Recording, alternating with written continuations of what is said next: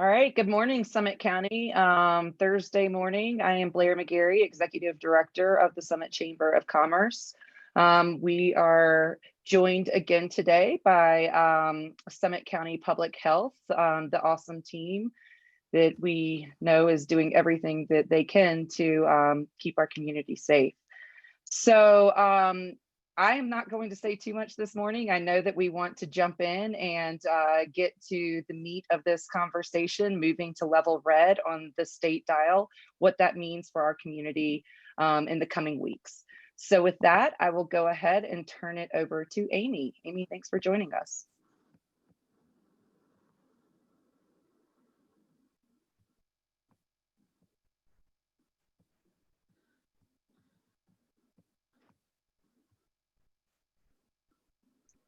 I think you might still be muted, Amy. Sorry, can you hear me now? Sure can. Thank you. Thanks so much. First and foremost, I'd just like to acknowledge that I'm not happy to be here with you all today to talk about more restrictions coming. I know you have all sacrificed so much already, and now we're asking for more. Unfortunately, given the rates of cases across the state, the hospitalizations that are increasing, and as well as here locally. So I'm just going to go through some data to talk more about why these horrible decisions are having to be made right now for our community. Let's see. So first, just some state updates. We got some more clear updates yesterday at a meeting. Cases last week across the state increased at a similar rate as the prior week. This rate of increase in hospitalizations has slowed slightly, but it's really too early to understand and know whether this is going to be sustained or not in the coming days or weeks. We'll have to keep looking at that. What's most important to understand is that the death rates are increasing at a faster rate than they were the week prior. Number of cases reported, percent change by week. Again, we are starting to see a tiny bit of a lower percentage increase change by week in the state, but still huge and numbers of cases being reported. Hospital admissions percent change by week, again, a little bit of decrease, but we have more hospitalized right now than we did earlier in this pandemic in April. So it's really important to understand. I want to compare this I was here, I think we did our last update for you guys on October 30th. It was right before the Halloween weekend. This was the daily count of new COVID hospitalizations then. This is what they look like now. Again, you can see the huge, rapid exponential increase in hospitalizations that we're experiencing across the state. So what's important to understand is that these are COVID patients that are hospitalized. And what's also important to understand is that, of course, our healthcare system needs to continue to care for all patients who need this level of care, COVID and non-COVID. We know that across the state, our hospital system is becoming stressed. We have not reached capacity at this time, but there are hospitals that are having to divert some patients. And then, of course, the more tragic news is that we are now seeing an increase in our deaths, rapidly increasing. This is a late metric that we know. First, we see exponential growth in cases, then hospitalizations start to creep up, and then, of course, death follows, unfortunately, after that. And we are starting to see that play out now across the state. Again, I want to compare to where Colorado sat when we met on October 30th, about 2.5 weeks ago. Colorado had just slipped in as a state into that red area, or cumulative incidence of 175 per 100,000. And now Colorado has moved up the list quite a bit further. And of course, other states are following quickly behind us. This is considered a third wave, and the exponential growth that's happening, we are seeing nationwide as well. State versus summit data. What's important to know is that the state is catching up. They now have statewide 2-week cumulative incidence of 995 versus ours, which is 1,068 per 100,000. The 2-week average positivity is 12.5, and ours here locally is 13%. So that has been decreasing, and I'll talk about that in just a second. Again, here's a statewide map of where counties are. We are almost all, certainly all experiencing increases, and then many have moved into that red phase, which is a greater than 350 per 100,000 case rate, and then ours specifically for Summit County. So we have actually been in the red category for meeting that metric for weeks now. And if we look at our data, we can see that we've actually been in and above 350 per 100,000 since the middle of October. And we have not really been able to shift that down. When we moved into the orange level, we were about 700, just over 700 cases per 100,000. And right now we are at 1,068. So one thing to note on this, and many of you might be thinking, oh, well, it looks like we're going down right now with our cases. And again, it's really too early to know whether this is going to be a true trend downward or at least a plateau. We'll know more in the next week or so if that is going to be sustained. And then our positivity rate, the good news is that that is coming down. As many of you know, we have greatly increased our testing capabilities here in the community and are encouraging everyone to get a test immediately if they have symptoms so that we can quickly identify those with COVID, have them isolate and connect with their close contacts for quarantine. We have been in that severe high risk level, which means that we weren't doing a very good job identifying people with COVID. And now that we have brought in more testing, we want to make sure that we get back down to that below 5% positivity, which means that we are capturing most of the transmission that's happening within our county. So good news on that trend. It looks like it is sustaining that decline with the increased testing that we have. The trends that we continue to see both locally and across the state, gatherings by far, social gatherings with friends and members outside your own household where people are letting down their guard, not wearing masks, oftentimes alcohol is involved, social gatherings. This is where we are seeing the greatest transmission occurring in our community. Everyone has COVID fatigue at this point. And we are just not doing as good of a job as we were over the summer at following those 6 commitments, making sure that we're asking people if they're sick, not inviting them over. We're trusting our friends and family that they have been doing the same and protecting themselves, but we're not asking them if they're sick before they come over. So that has created much of the spread within our community. Going to work sick is also continues to be a trend, as well as employers not implementing the PDP and the symptom tracking. We also see it happening within meetings on work premises, as well as break rooms can often be an environment for spread.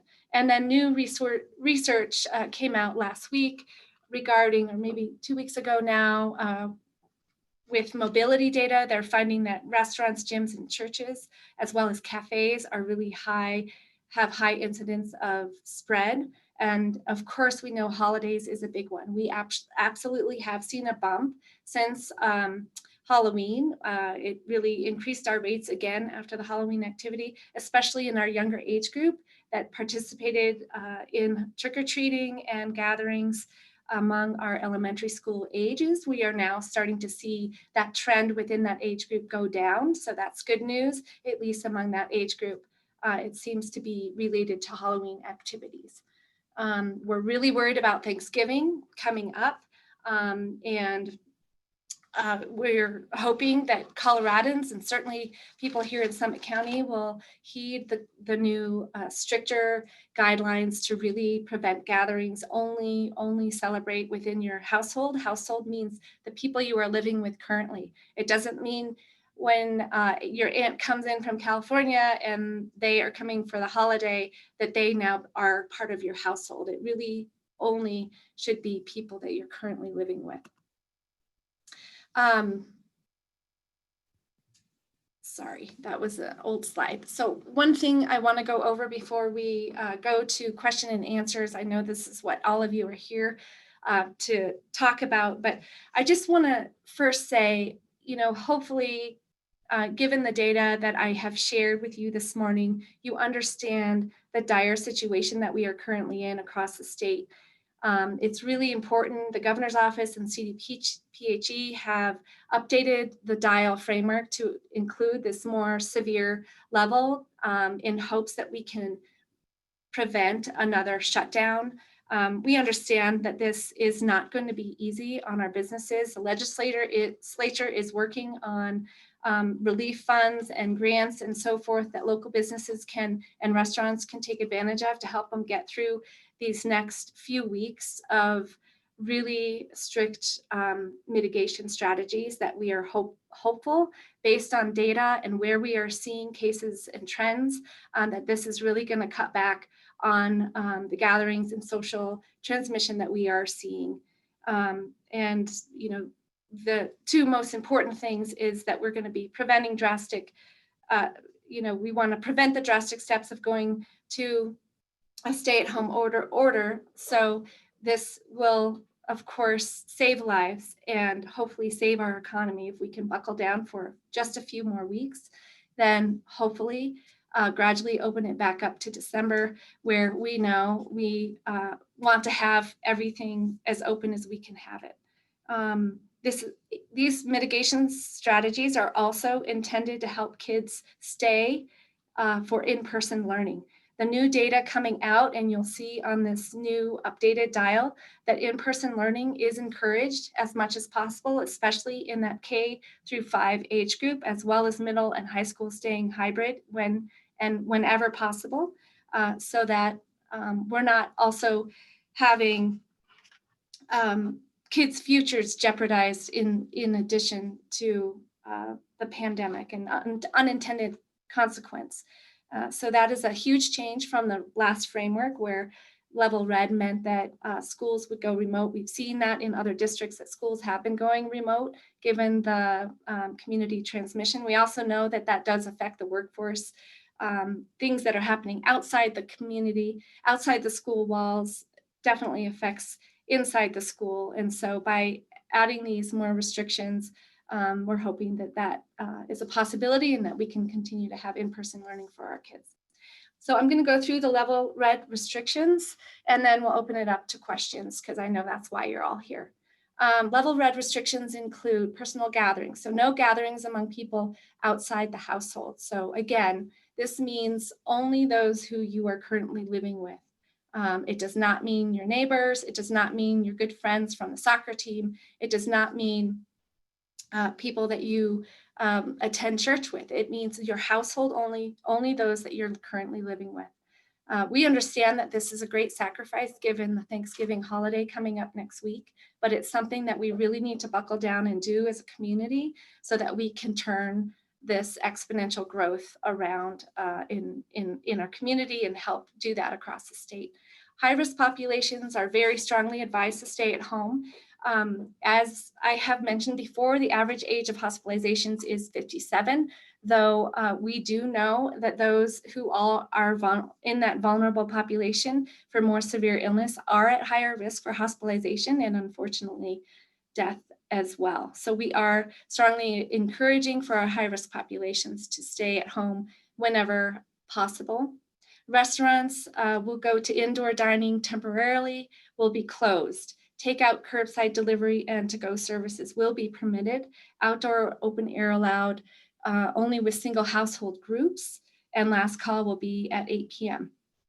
Offices, we're asking offices to also reduce down to 10% capacity, and any place of work, as much as you can allow your employees to work from home, we are strongly encouraging that.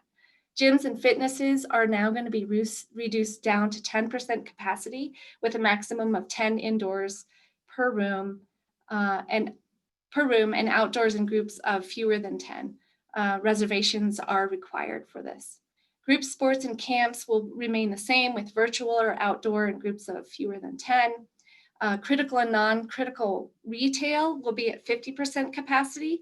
It's important to note that this is a change and actually increases the percent capacity for our non-critical businesses. We know, and the governor, as well as CDPHE, understands the need for retail to continue during this time. And the data shows that we are not seeing tons of outbreaks within this industry. And so that is why that has been increased to 50% for non-critical to make it more of an even playing field with our critical businesses. And then dedicated senior and at-risk hours are strongly encouraged for our vulnerable population here in Summit County. Personal services are 25% capacity and 25 person cap. This has not changed from the level red orange that we were currently in. And then again, schools in person suggested and encouraged for K through 5, hybrid or remote learning suggested for grades 6 to 12. School remains, even though we have seen quarantines and a few outbreaks with very few numbers within the school building, that remains one of the most safest environments we have in our community that's very strict with their mitigation efforts. And then childcare will be open with standard ratios. And this does include friends, family, and neighbor care. So even those unlicensed childcares that are caring for children at home for our workforce. For more information on this level red, you can go to the CDPHE website. For local questions, I have our numbers up there. We have a call into at 668-9730. You can call for questions and clarification on our local public health orders, as well as how the state order affects your own business. And then COVID questions at summitcountyco.gov if you would like to email those questions. For business resources, we do have a business resource page on our Summit County website. And to report any violation of our public health order, we're encouraging people in our community to call our 668-8600 number, and we do follow up on all complaints. So I'm going to stop there because I know that there are lots of questions. I don't know if you want me to leave these resources up for now. I can certainly send the slide deck to everybody too, like last time. Amy, thank you so much for that. I think that gets us kicked off on these questions that are rolling in. I'm going to do my best to group them so that we hit all of them. Let's start with short-term rentals and lodging. A lot of questions around that. Can you kind of, I know you've touched on it a lot, but what are kind of those the new limitations on short-term rentals? What defines a household? Is more than one household allowed in a short-term rental in the coming weeks? So thank you for that. And I did forget to mention a couple very, very important things that we're getting questions about short-term rentals and ski resorts. So I want to address both of those right now because those will probably be lots of questions as well. Well, first and foremost, I want to reiterate that this goes into effect Friday at 5 o'clock for all industries except for restaurants. We understand that restaurants have ordered their food for the weekend, so that we have gotten an exception to move to level red for restaurants on Sunday at 5 o'clock. So our new local public health order will define that and should be coming out hopefully in the next day or two after our Board of Health meeting this evening, where we will be talking about lodging as well as ski resorts. So lodging right now as it stands will be held to that one household only. So again, one household only for lodging, and that includes only people who are currently living together. It doesn't mean that they're all part of a family coming from all across the nation and now are going to be living together. So they are a household. That is not the intention of this. It is people who are currently living before they travel to our state for lodging. So that is the restriction that we are expecting lodging to follow at this point. We are going to continue to have conversations at our Board of Health meeting this afternoon on that. Ski resorts is another question that we are going to continue to have discussions about later today at our Board of Health meeting. We understand that the infrastructure here in the community is going to be so limited with these additional restrictions. And even though the amenities on the ski resorts, they have to close their restaurants too. They have to restrict their retail. They have to restrict their rental businesses as well to these capacity limits. We also understand the influx of this huge amount of visitors into our community can stress our infrastructure, can have a huge impact on our hospital as well. So we will continue to have those discussions this afternoon. I don't know any details on what that possible capacity limit might look like if we are going to be doing that, but that will be a local decision. That's not something coming down from the state health department. Great, thank you. I'm getting some texts and emails. It looks like we might be at capacity for this call and people are having trouble getting on. As soon as we wrap this call, we will get it out published on the Chamber Facebook page as well as the Summit County Facebook page. So please let folks know that.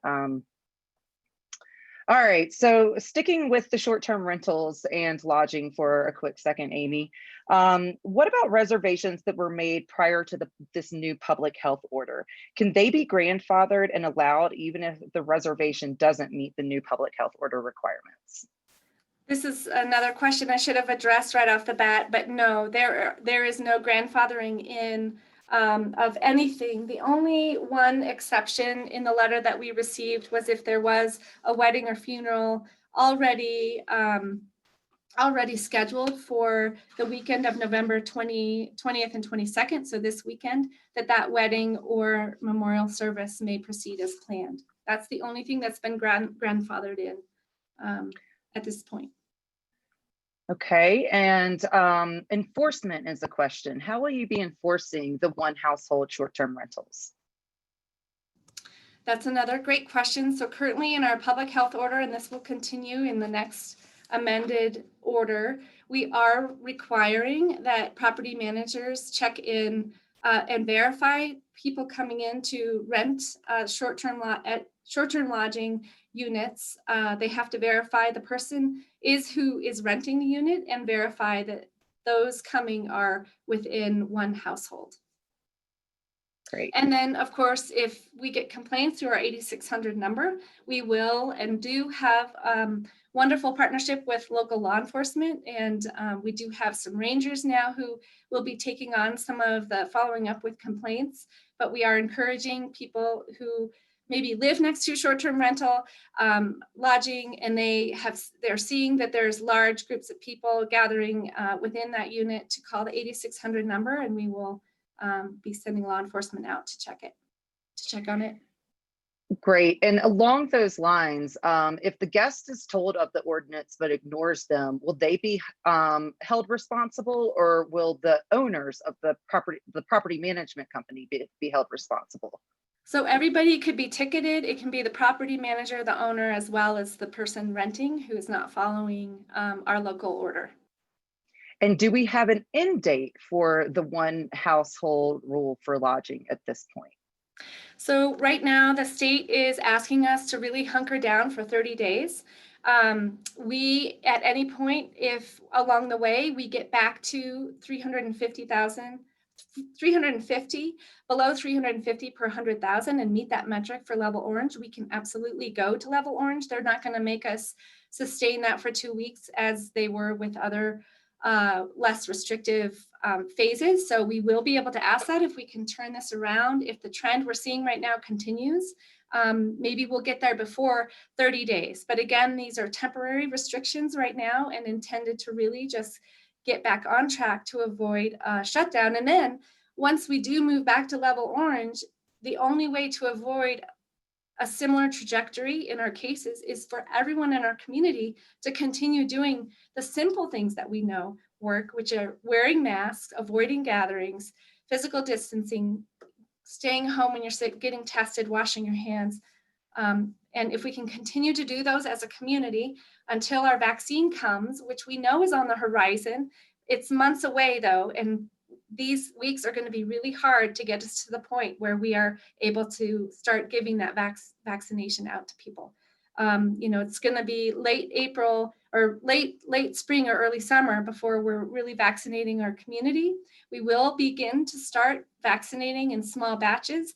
A top tier, it's a tiered approach of how we're going to be able to distribute the vaccine, focusing on those at highest risk, and of course our healthcare workers first and foremost. Yeah, what I'm hearing is that we really need to hunker down in the next few weeks and try to get to at least to that level orange, if not better, and kind of save our ski season. Yes, we need to do what we need to do or have to do now, so we get to do what we want to do later. And I know that's really hard to hear. And I know that our business community is going to suffer, and I'm hopeful that the legislature will come up with ways to help support our businesses to get through this difficult time. Thank you. And all right, a couple more around lodging, and then we're going to try to move to something else.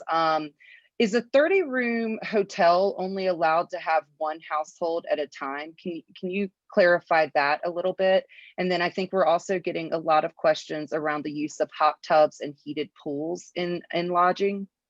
Okay, Establishments. I'll answer the lodging, and then of course we have amazing staff, other staff here from our department, and they can chime in as well. So we have Dan Hendershot here, our environmental health manager, and Hannah Wind, also our environmental health specialist, but also leader in the EOC and COVID questions land, and then Lauren, who can answer questions about contact tracing and other disease questions.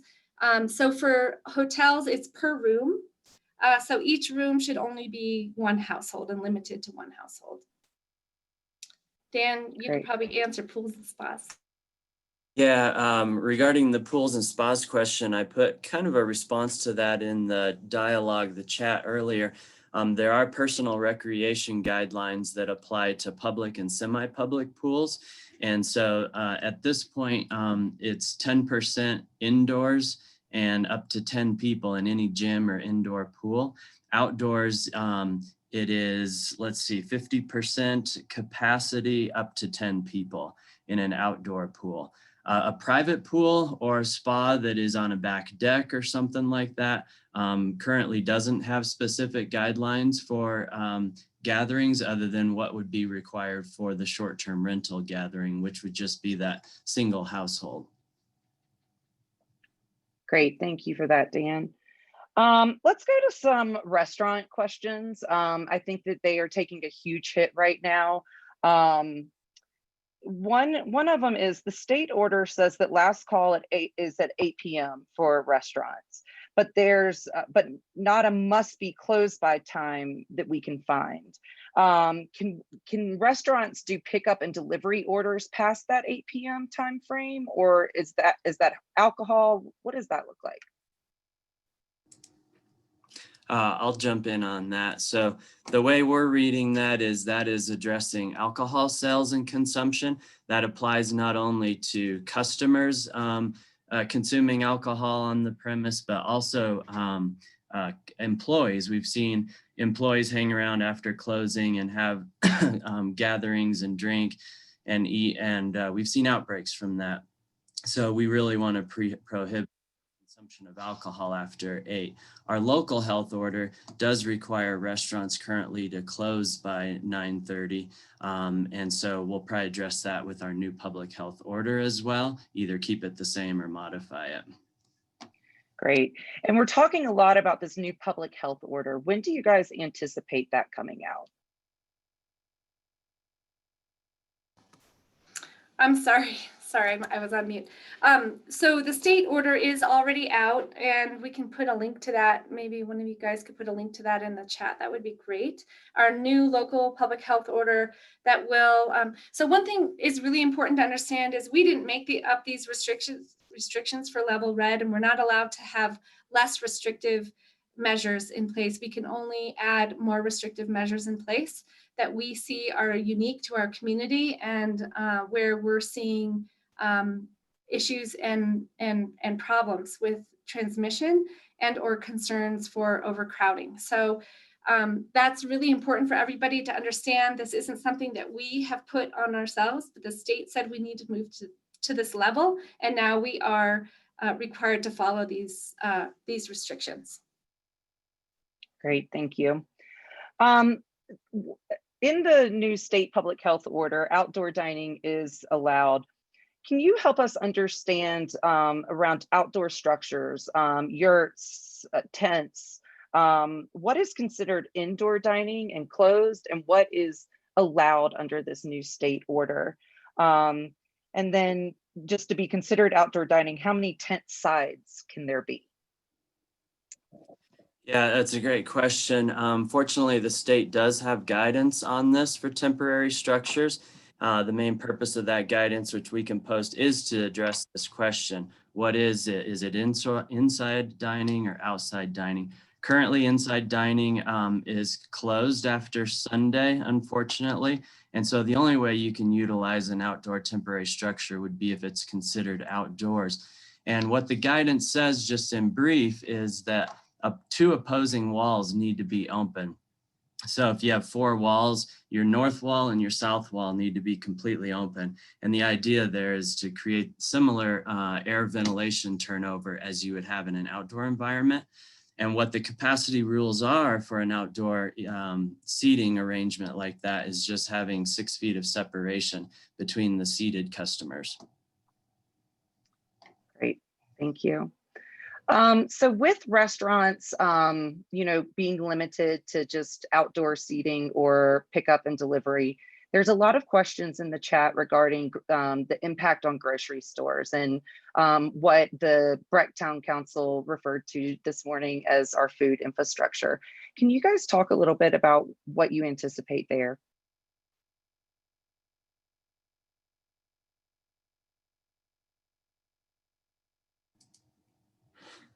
I can try to talk about that. Up until this current red level order, there haven't been any state restrictions on critical retail capacities.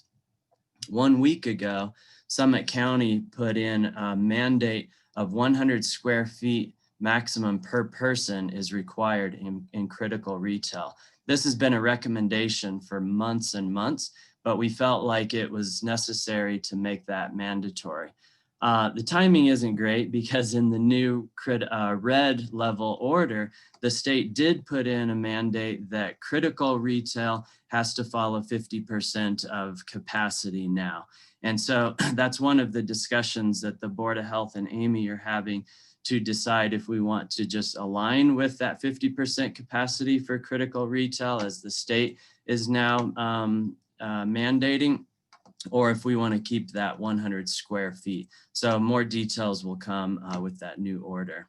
But they don't vary by very much. It's a difference of about 10% in the best we've been able to assess that. So either one is not going to be a big difference. And again, it's similar to what they've been following most of the summer.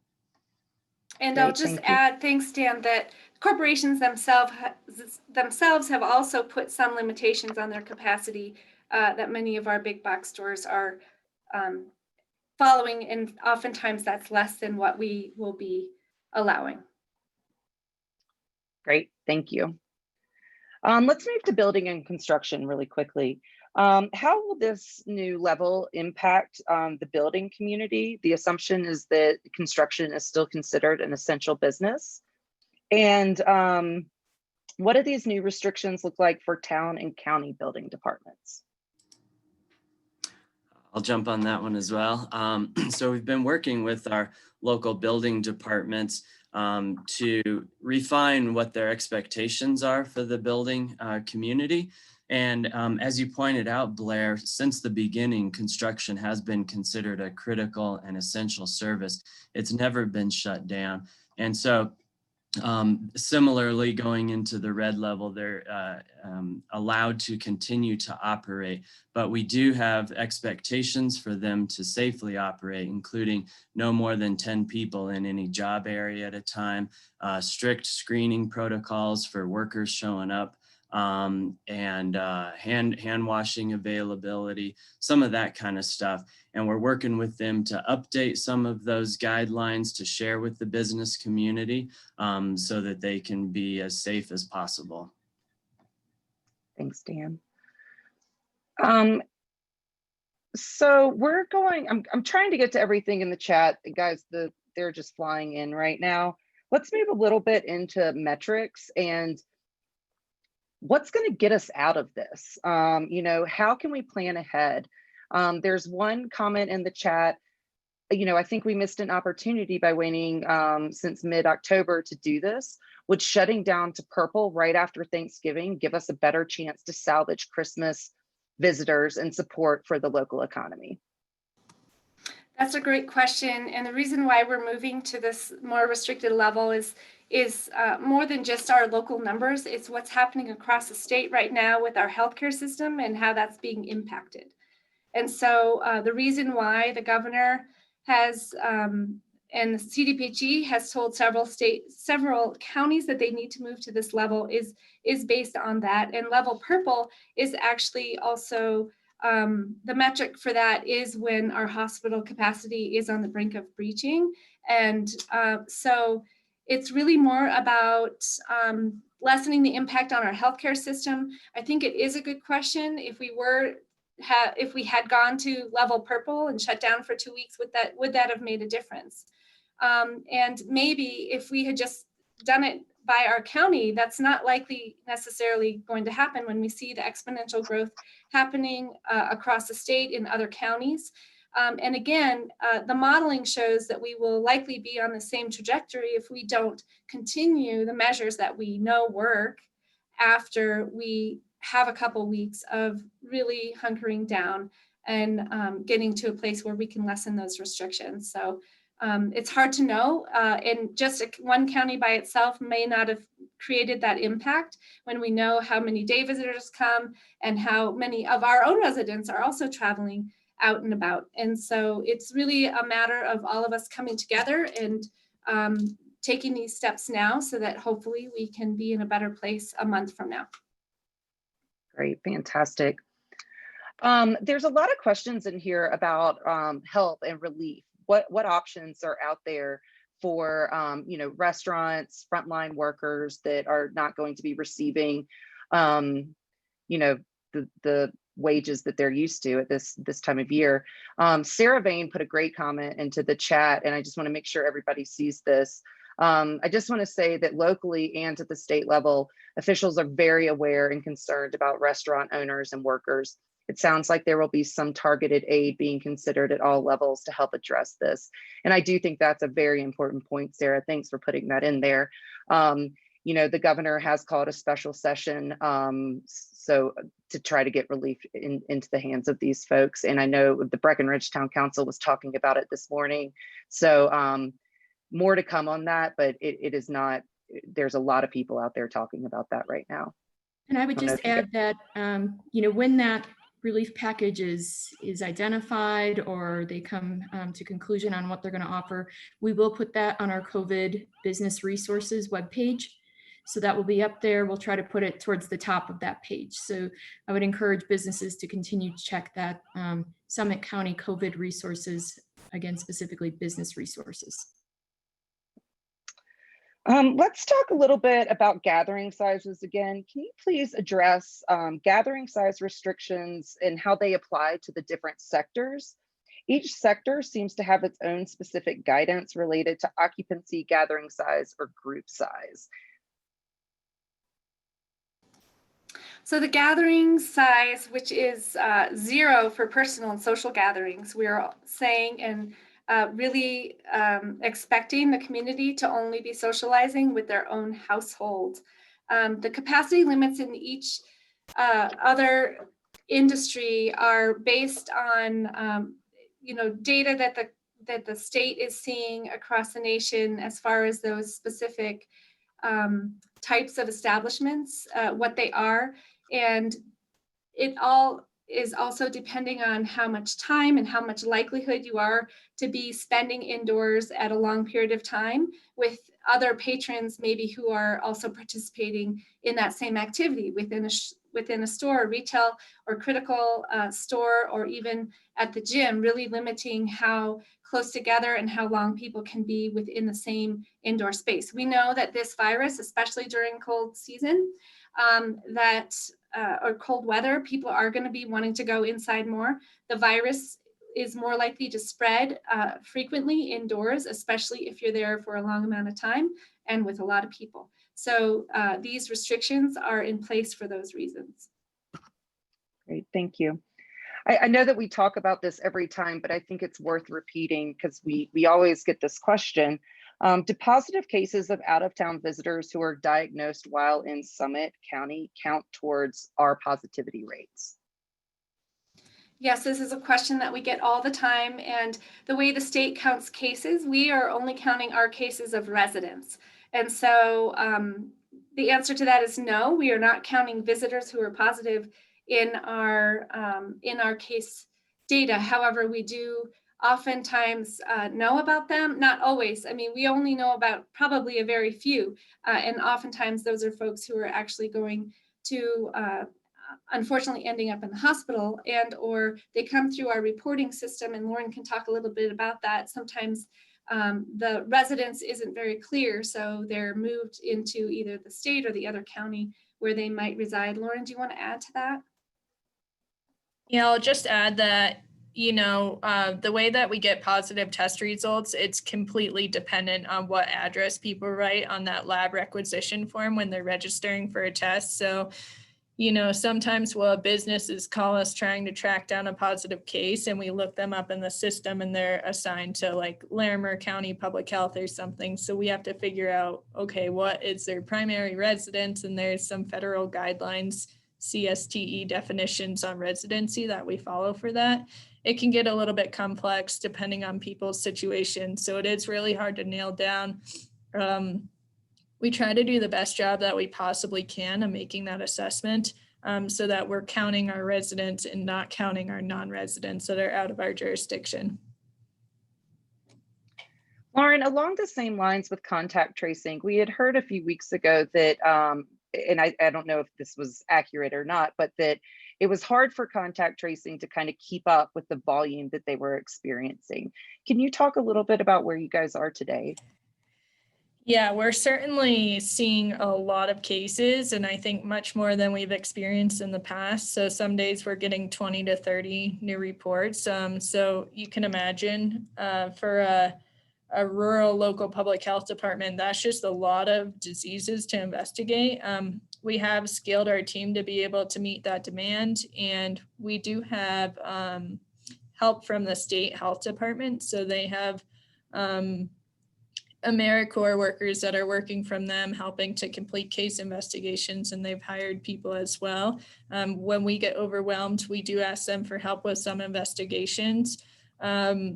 At this time, we're still investigating every case that we can. Of course, if we call someone for several days and they don't answer, we do have to pick and choose our battles, but I would say, like anecdotally, 90-95% of cases are being investigated. So that means we're capturing these people's workplaces, and we are constantly monitoring for outbreaks in workplaces and congregate living. Great, thank you. What's the data on hospitalizations? How many cases are being sent out of Summit on a regular basis? And how do we tie into that overall picture of the Colorado statewide health system? So I can say right now, I think the last time I looked, we've had 6 hospitalizations in the last week and a half. We know certainly that this virus does affect and can affect, wreak havoc on the respiratory system. So of course, anybody with a respiratory illness, it's not great to be at high altitude when you're trying to fight this virus. And so when we do have folks who need a higher level of care that really should be at lower altitude, our hospital is finding a bed for them elsewhere. We have heard from our hospital that they often or currently are not always able to do the same channels that they're typically doing. They're having to work with their broader network of Centura to try to find beds for folks. Not just COVID, but other injuries as well. Certainly with the ski resorts open, we're seeing more orthopedic injuries as well coming in. So it's really hit or miss. We also know that sometimes people are admitted, but then they are discharged pretty quickly, maybe by the end of the day. Once that oxygen level gets under control, people can be sent home on oxygen. Other people need higher level of care. We don't have anybody right now on a ventilator, for example, currently in our hospital, but there are some who are very ill and continue to be there. We also know that the treatment has changed quite a bit since March. So they aren't sending as many out of the hospital because they can do some treatment here locally before they have to send them, or before the need arises for them to be sent down to Denver. But I don't have the exact numbers. I know maybe in the last week or so, or 2 weeks, that I know of, we've sent two to another hospital. But again, it's really important to understand that the impact on the hospital isn't just COVID. It's COVID plus everything else that needs that high level of care that's impacting our hospital system right now as a whole in the state. But right now we have not hit capacity. It's just challenging sometimes to find those beds. Colorado is a regional hub for other states as well: Kansas, New Mexico, Nebraska, and Wyoming, for those rural areas that are around our state, also send patients to our hospitals. One more along just data. Are cases that turn out to be false positives taken out to keep the stats real and robust? I just was answering that question. So with the PCR positive, it is a molecular test. So that means that if the virus is detected, it's detecting the genetic sequence. So it is for sure detected if it's being detected by PCR. So there's not a lot of false positives in that regard, but sometimes when people are positive, they think that they need to get retested to see when they become negative, which we wouldn't recommend for several reasons. So there are some false positives in that regard. People that repeatedly test positive, those test results ideally are attached to that person's same profile. So when we go into there, we'll see 4 or 5 test results, and then that should be deduplicated on the state side of things for data cleaning. You can imagine things that we face as a county for data cleaning are things that the entire state is facing. It's a lot of numbers to deal with, and just a lot of test results. So the state does have data cleaning processes in place for that raw data before it goes onto our portal. I said one last one around data, but here we go. One around testing. What is the full daily capacity number of our testing in Summit County? It's a good question. Hannah, do you want to take? Well, I think Hannah put it in. It's 1,000 per day, but I think it's important to note that that's Monday through Friday. Vail Health, one of our testing sites, is not testing on the weekends, but still that capacity even on the weekends is pretty high. Likely 600 or so, Hannah, 600 to 700 on a weekend. Correct. We're seeing, roughly 300 or more a day on a weekend. Great. What are the restrictions for outdoor gatherings? Are friends able to ski or go for an outdoor walk together? So right now, we're really encouraging you only to do activities with people you live with currently. We are really discouraging anybody from getting together right now. We know that outdoor activities are probably a low risk activity, but still, if you're together, you're not wearing your mask, you're not physically distancing from other groups and other people right now, other than your household members, we are discouraging any of that interaction at this time. It's unfortunate, but it's where we are and what we really need to do with all of us in our community to get these numbers to turn around. Great. Going back to restaurants, can restaurants serve to-go alcohol after 8 p.m.?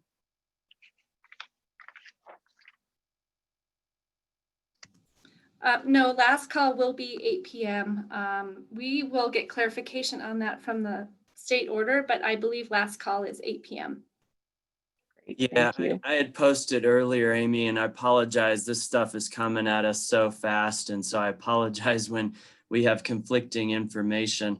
But when I was reading the order, it was worded to say that on-site consumption is limited to 8, but to go can go until 10. and we're interpreting that as being to-go alcohol can be occur until 10. So it's kind of interesting. We're still kind of interpreting that, but that's where we're at now.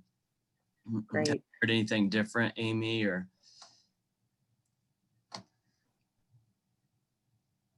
Well, restaurants are closed, so there is no on-site Good point. consumption. So last call is 8 p.m.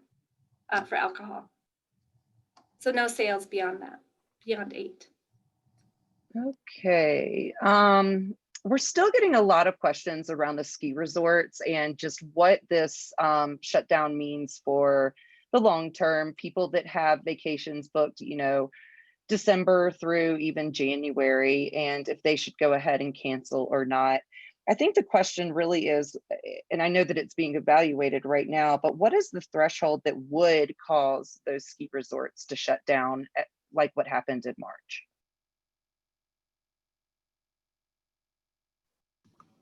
So again, right now, we don't really know whether the ski resorts will be shutting down at this point. We do not want that to happen. We all know that the ski resorts are the livelihood of our economy.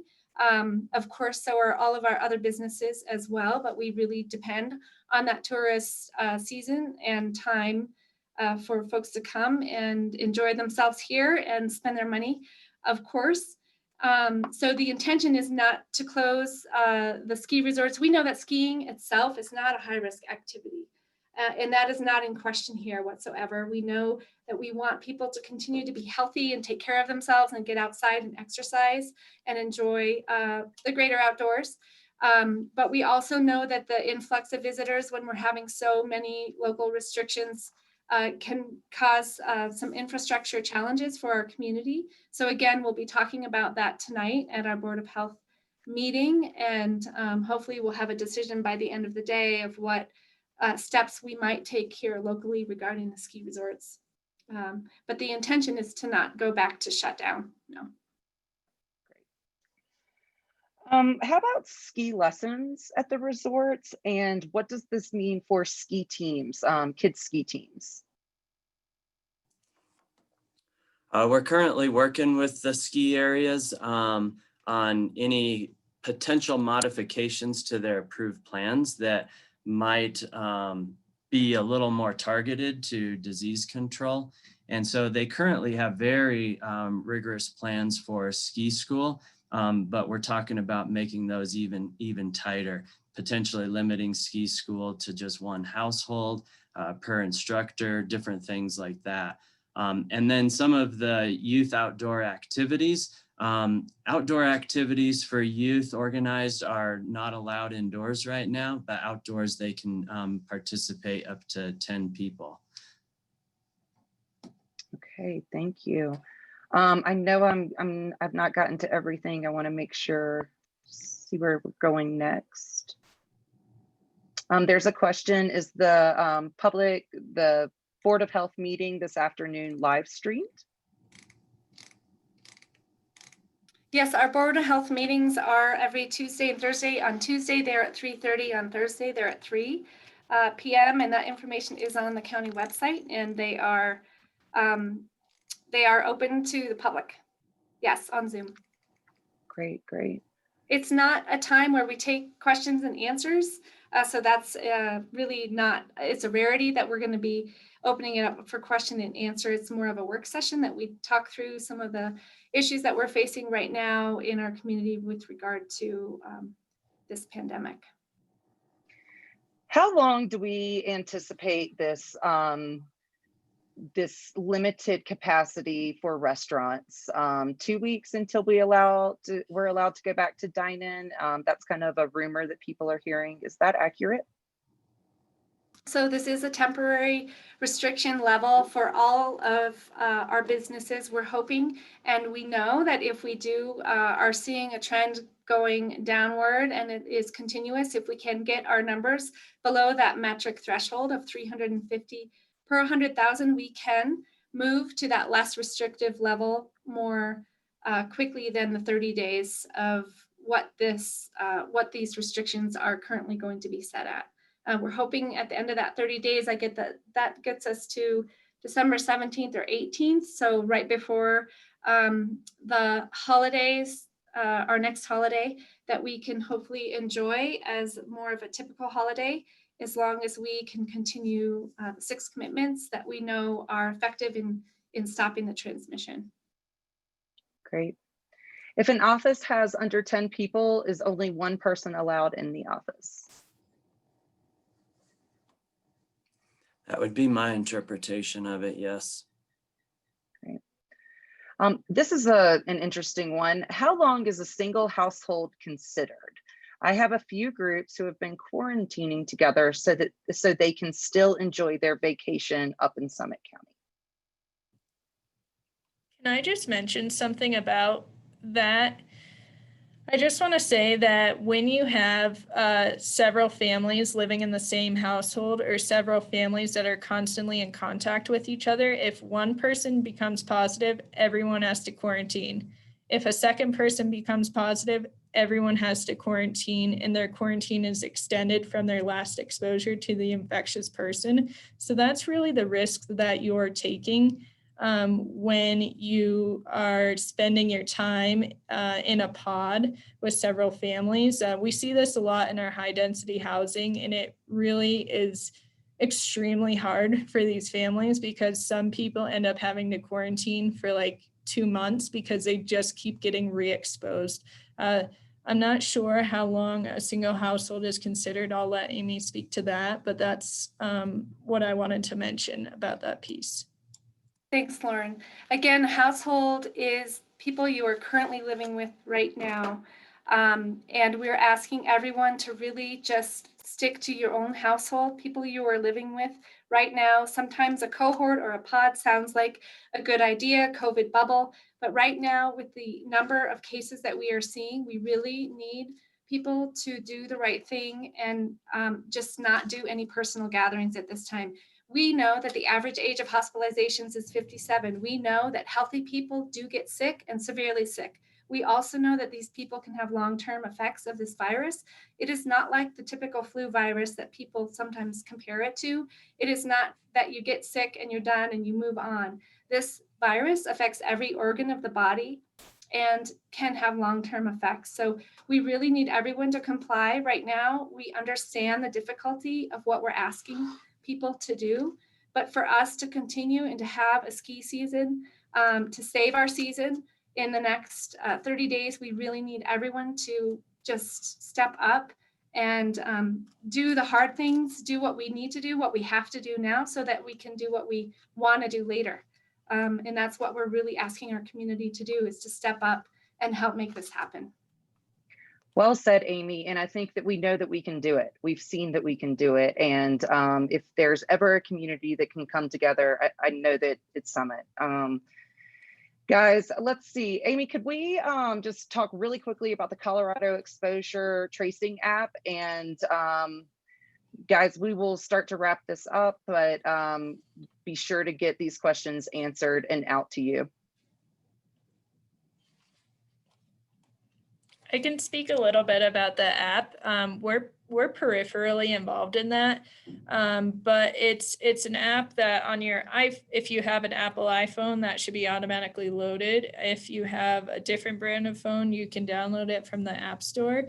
It's called Exposure Notifications, and what it is, it uses Bluetooth technology to identify contacts of a positive case. It does require work on both ends of that, though, which is really important to note. This isn't something that just happens automatically. It would have to be consensual for both users. So the positive case would upload their information of the dates that they were positive to the app, and then anyone that has the exposure notifications turned on their phone, contacts would be notified if they were within a certain distance of that person.